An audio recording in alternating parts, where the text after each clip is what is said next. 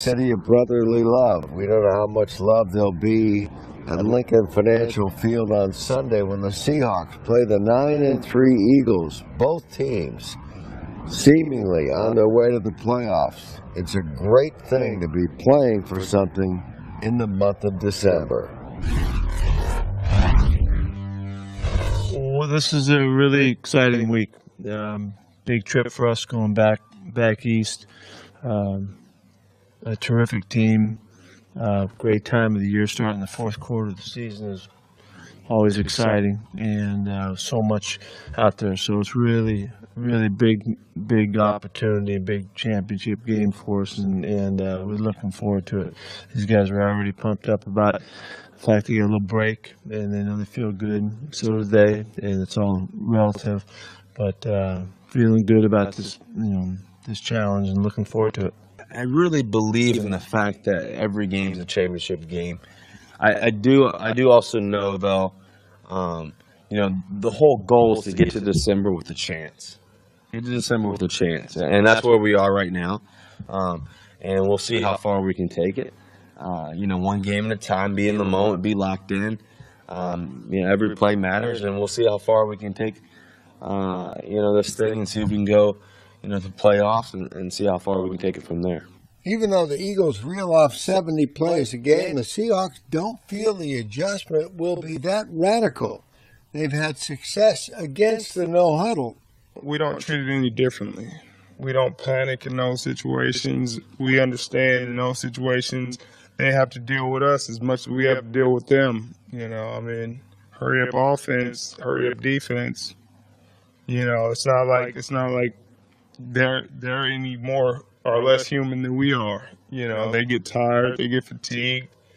You just have to look within yourself and man up and stand up in those moments. And I think that's what our defense does well. We have a lot of guys who won't let the guy next to them down, and they play hard in those moments. They don't allow the fatigue and the tiredness to get to their brains and allow them to make mistakes. They stay on.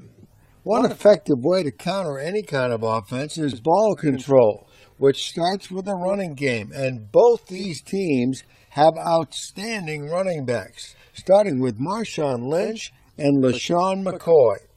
They're both outstanding running backs. They're the guy that carries the ball for each team. I think they've got different running styles. Obviously, Marshawn is a downhill, physical, get after you runner. LaShawn's more of an in-space, make you miss kind of guy. But I think they both carry the load for their offenses. And we've gone 2 weeks now. We faced DeMarco Murray last week. Now we're going to face Marshawn Lynch. I really think the two best backs in the league. Which brings up the point that Richard Sherman has had success this season getting in on tackles against the run. That is something I focused on. That's something I worked hard on this offseason, trying to figure out ways to improve my game and to get more involved in the run game and just play faster in that regard. Sometimes you get in the run game and you're like, okay, you don't know which gap he's going to spit out of, and I wanted to be more disciplined and understand the run game and which gap I will fit in and which gaps the running backs are reading. On defense, both teams have been impressive. Seattle is ranked number 1 in the league, having allowed only 1 touchdown in the last 10 quarters. They fly around, they hit, they're unselfish, they have fun, you just see their passion, and then they're really smart on top of all of it. They play really sound. And those are all the things that Coach Carroll used to preach to the defense and to the whole team when we're at SC.